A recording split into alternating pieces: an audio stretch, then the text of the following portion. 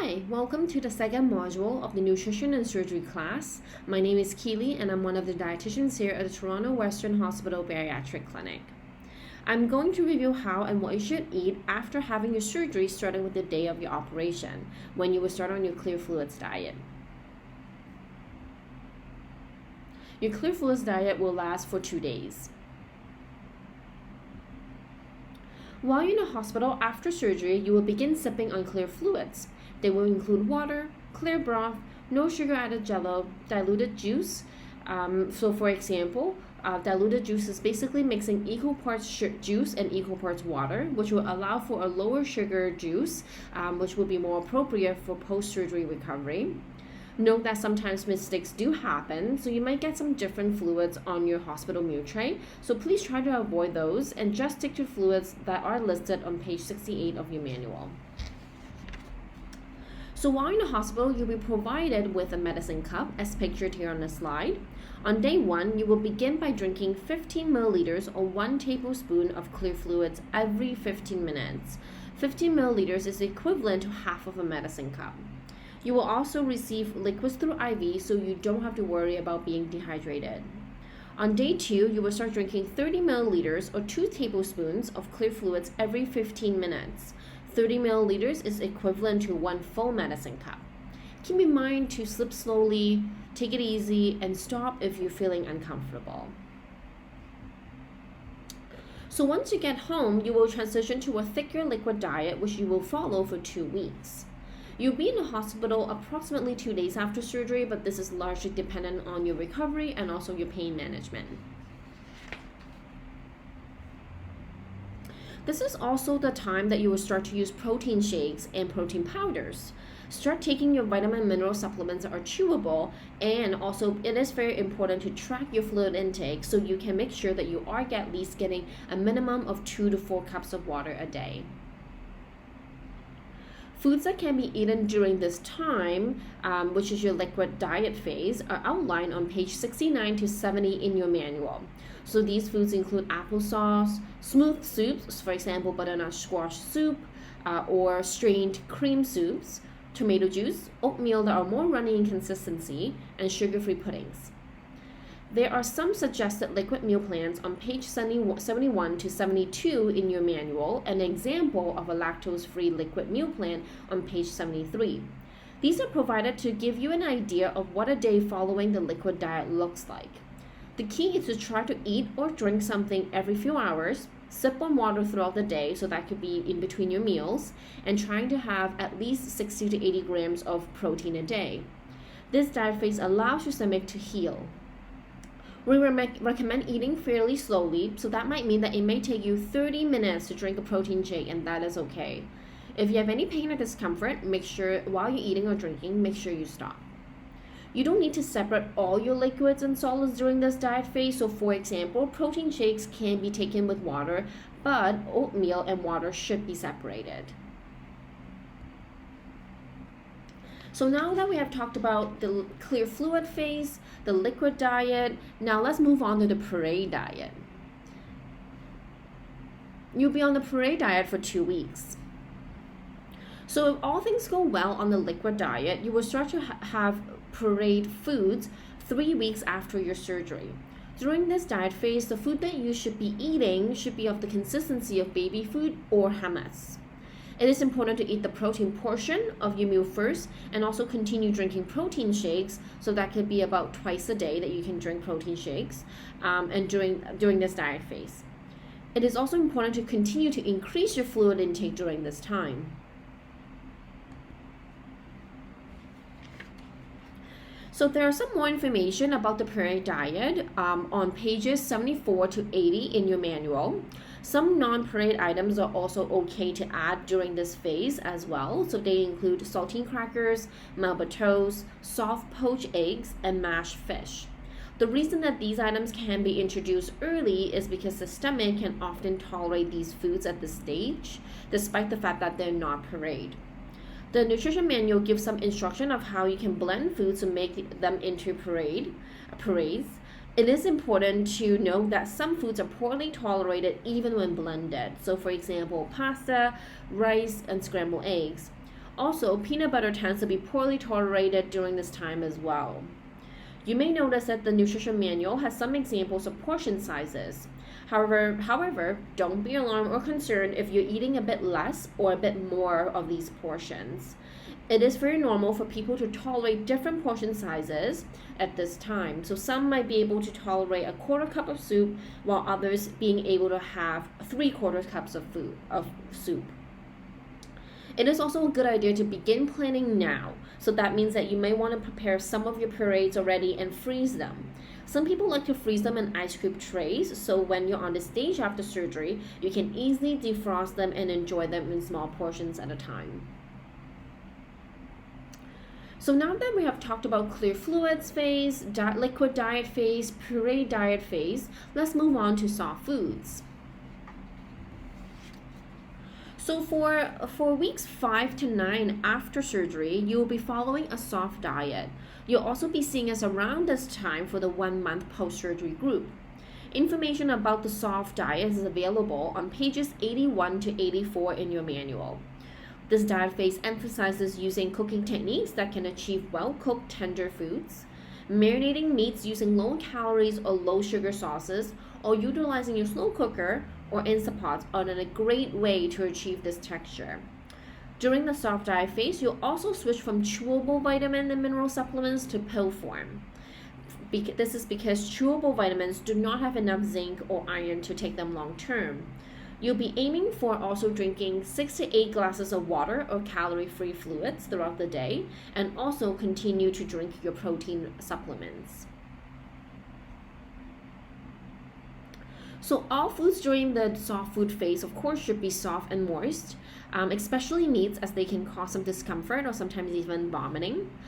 Stews, chilies, and curries tend to be well tolerated during this phase and are a great way to introduce good sources of protein and fiber.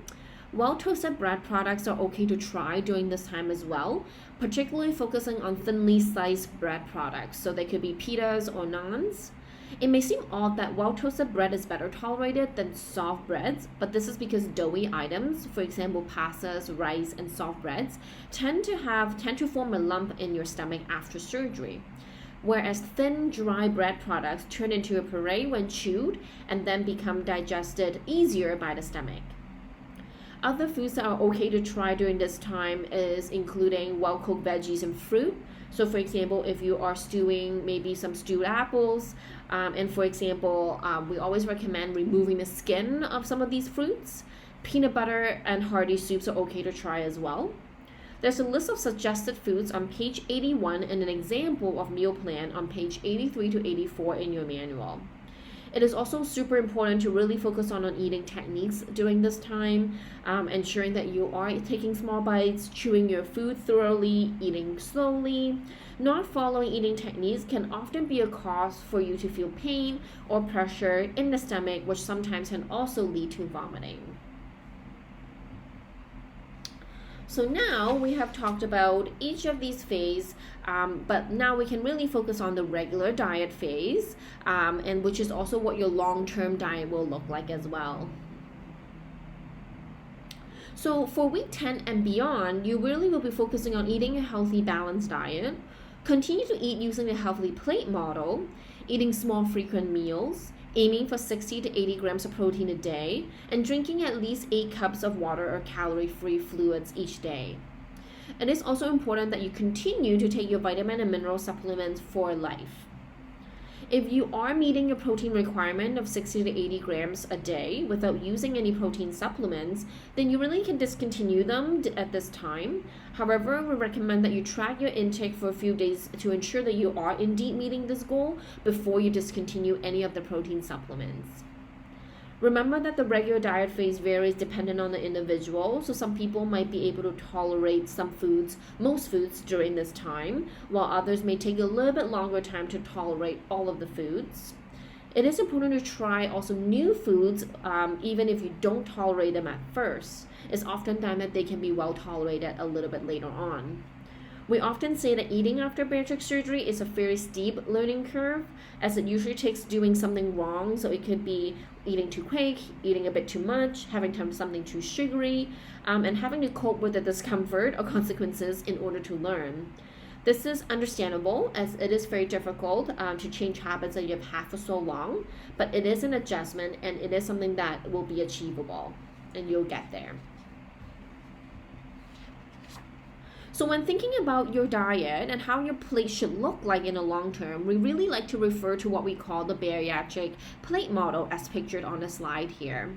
This is similar to Canada's food guide, but with half a plate being protein, a quarter of the plate being vegetable and fruits, and a quarter of the plate being grains or starches.